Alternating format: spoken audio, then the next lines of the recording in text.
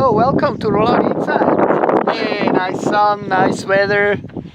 I'm with Martin. How are you doing? Good and you, thanks for asking. Yeah, I was already showing a little bit these two animals. I was trying to get them really good on my video and sharp. So these two are very funny, right? Yeah. Tell me, what are those, Martin? Those are dung beetles. And which is really funny is the male's doing all the hard work. As you can see here, this is the male. He's running the show there. The female is just enjoying herself, but she's actually doing a very important role there. But sorry, how do you know which one is the male and which is the female? It's quite easy. Males do all the hard work in life.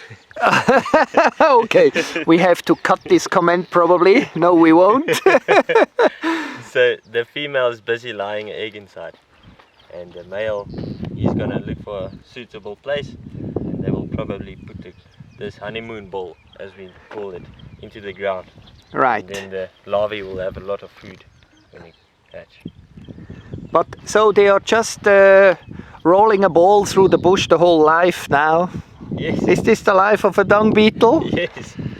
They are in the happy place now. They collect the dung and look for a suitable place. You can see he's got many obstacles in front of him. Yeah. But he's very, very strong. Now let's see what he makes here when the branch is coming. No, that was difficult for them, huh? Yes.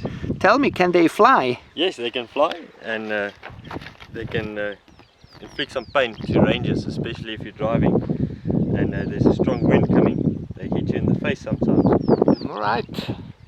Funny, we have some funny animals here in the bush.